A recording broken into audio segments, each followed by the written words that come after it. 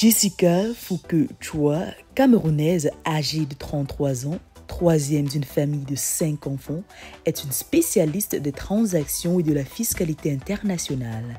Titulaire d'une licence en sciences juridiques et politiques et un master en contentieux et arbitrage des affaires, Jessica Fouke s'est très vite distinguée dans son environnement professionnel. Elle est actuellement associée du cabinet ECA Conseil, cabinet spécialisé dans les services juridiques et fiscaux. Dans le magazine Féminin, elle revient sur son parcours, ses références et partage sa vision du leadership féminin. Je suis Jessica Fouke Chua, j'ai 33 ans. Je suis issue d'une famille de 5 enfants. J'ai 2 grandes sœurs, un petit frère et une petite sœur. J'ai vécu une enfance plutôt tranquille à Bonabéry, entre 2 parents très aimants qui nous couvraient d'amour. J'ai effectué mon parcours scolaire à la roseraie d'enfants de Bonabéry et ensuite tout mon parcours, et ensuite j'ai effectué mon secondaire au collège Liberman à Douala. Une fois que j'ai eu mon baccalauréat à 4 à Liberman, je me suis envolée pour Yaoundé où j'ai réalisé tout mon cursus académique. J'ai fait une licence en sciences juridiques et politiques et un master en contentieux et arbitrage des affaires.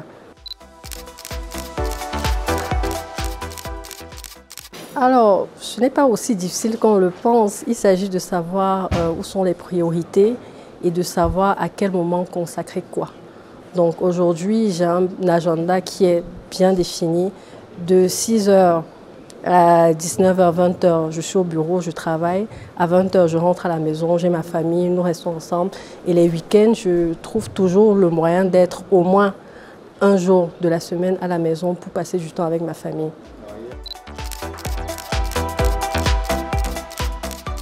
Alors, j'ai eu la chance, une fois que, pendant ma deuxième année de master à l'Université catholique d'Afrique centrale, j'ai eu la chance d'être sélectionnée parmi des étudiants qui ont effectué un stage dans un cabinet juridique et fiscal de la place.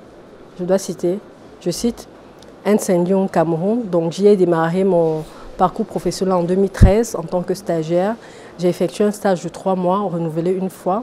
Et ensuite, j'ai dû prendre une disponibilité pour terminer mon mémoire de master. Donc, je suis retournée chez Ernst & Young Cameroun en mars 2014. J'ai été confirmée en tant qu'assistant junior. Et depuis lors, je n'ai jamais quitté la boîte. J'ai eu la chance de faire tout mon parcours dans la même boîte. J'ai passé les grades de consultant junior, consultant senior, manager, senior manager. Ensuite, j'ai été promue directrice du département juridique et fiscal du cabinet qui a changé de nom. Il faut le mentionner en 2023 pour devenir ECA Tax & Legal. Et puis en mai 2024, j'ai été promue au rang d'associé.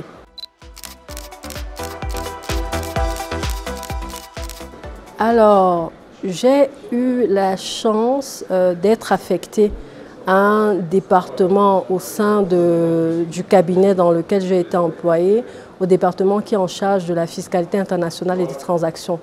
Donc c'est un secteur, c'est un, comme on l'appelle, business unit qui est très dynamique, qui nous permet de travailler sur des transactions majeures, des transactions inédites, les mergers and acquisitions, fusion-acquisition.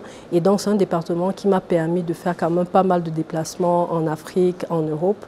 Et donc l'expérience qui m'a le plus marqué, c'était le détachement que j'ai eu la chance d'expérimenter pour 6 mois à Ernst & Young Paris. Donc j'ai passé 6 mois dans le département de transactions et à l'occasion de ce détachement, j'ai côtoyé des personnes très intéressantes, des collègues, et j'ai eu à travailler sur des transactions très intéressantes et qui continuent de faire parler d'elles.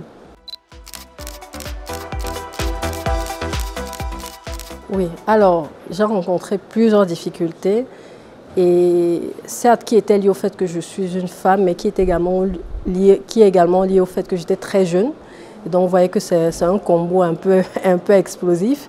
Donc, dans les premières années de mon parcours professionnel, j'ai eu parfois des réactions de la part des clients qui étaient un peu dubitatifs. Ils voient une jeune fille qui arrive, une jeune fille qui est plutôt bien apprêtée. Donc, il y a une présomption d'incompétence lorsqu'on voit une femme en face de soi, qui plus est très jeune. Donc, cela a été la majeure difficulté dans mon parcours en tant que femme. Mais heureusement, les compétences finissent toujours par faire savoir qui on est. Alors, je pense que la femme a une place importante, voire incontournable au sein de la société. Je tiens déjà à dire que je ne suis pas une féministe, donc je ne pense pas que du fait du genre, les femmes devraient bénéficier de plus de faveurs par rapport aux hommes. Ce que moi je défends comme position, c'est que les femmes, au même titre que les hommes, doivent faire ce qu'il faut comme effort, doivent faire ce qu'il faut comme travail pour mériter une place dans la société ou bien pour mériter pour mériter les lauriers dans la société. Donc, sur le plan du leadership, malheureusement, je constate que les femmes ne s'aident pas beaucoup. C'est un constat que j'ai fait dans mon enfance, mon parcours académique. Il n'y a pas toujours de spontanéité dans l'entraide entre les femmes, dans la collaboration entre les femmes. Donc ce que moi, j'aimerais prôner, j'aimerais faire comme recommandation, c'est que les femmes s'aident, s'entraident plus, que les femmes qui ont déjà réussi prennent sous leur houlette d'autres femmes pour les inspirer, pour les aider afin qu'elles puissent réussir sur tous les plans dans la vie.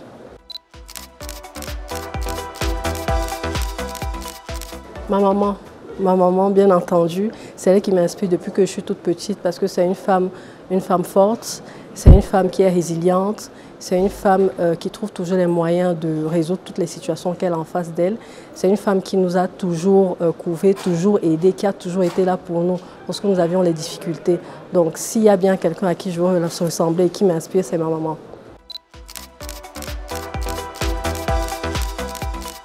Alors le message que je peux passer, c'est de mettre le travail et la rigueur dans le travail en premier plan.